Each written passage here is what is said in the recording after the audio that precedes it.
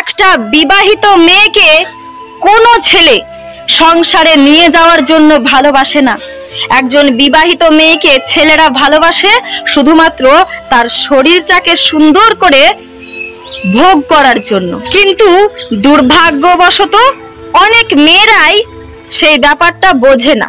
টাকার অভাবে কখনোই কোনো মেয়ে নিজের সংসার ছেড়ে, স্বামী ছেড়ে বেরিয়ে যায় না। যখন মেয়েরা স্বামীর দিনের পর দিন অবহেলা আর পারিবারিক অত্যাচার সহ্য করতে না পারে, তখনই মেয়েরা সংসার ছেড়ে যায়, তার আগে নয়। একজন বিবাহিত মেয়ে যখন শ্বশুর বাড়ি থেকে বাবার বাড়িতে যায়, তখন সর্বপ্রথম সেখানে গিয়ে খোঁজে তার মাকে। আর সেই মেয়েটা যখন শ্বশুর বাড়িতে আবার ফিরে আসে, তখন সবার আগে খুঁজে বেড়ায় তার স্বামীকে। কারণ মেয়েদের জীবনে মা আর স্বামী হচ্ছে এমন দুজন মানুষ যাদের অভাব কেউ কখনোই পূরণ করতে পারবেই না। একটা বিবাহিত মেয়ের ভালো থাকা অথবা খারাপ থাকা সবকিছুই নির্ভর করে তার স্বামীর উপরে।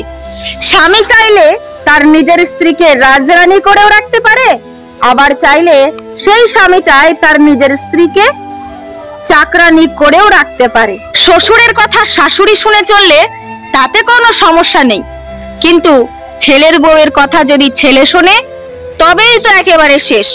সেই শাশুড়ি তখন বলে বেড়াবে, আমার ছেলের বউ ছেলেকে গুণবশ করেছে, তাবিজ করে রেখে দিয়েছে, ছেলে একেবারে বউয়ের ন্যাওটা হয়ে গেছে, ছেলে বউ ছাড়া চলতেই পারে না, আমার ছেলে আমার কথা শুনে না, বউয়ের সব কথা শুনে, আরো কত কি। বলছি ভাই, একই সংসারে দুই চোখামি কেন? কোন সমাজে বাস করছি আমরা? তাবিজ করলি মায়া দিয়া, ছাইরা গেলি নতুন পাইয়া, আরে বেঈমান কতদিন সুখে থাকবি আমারে কাঁদাইয়া? জান রে, কি ভালোবাসাটাই না দিলি, শেষমেশ আমার মুখের হাসিটাই কায়রা নিলি।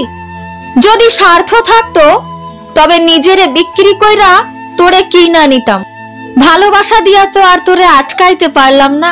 প্রিয়, তোমাকে নিয়ে অভিযোগ করব আমি কার কাছে?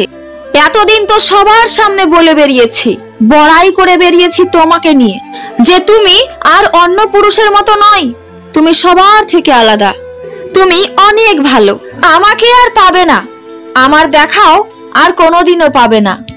ভগবানের কাছে শুধুমাত্র এইটুকুই প্রার্থনা করি, তুমি জীবনে এতটাই সুখে থাকো যতটা সুখে থাকলে তোমার আমাকে আর কোনোদিনও মনেই পড়বে না। ওহে আমার মায়াবী শখের পুরুষ, তুমি যদি জানতা আমি তোমাকে কতটা ভালোবাসি, তাহলে তুমি আমাকে বুকের গহীনে জড়িয়ে ধরে গর্ব করে বলতে, তুমিই হচ্ছ এই পৃথিবীর সবচেয়ে ভাগ্যবান পুরুষ।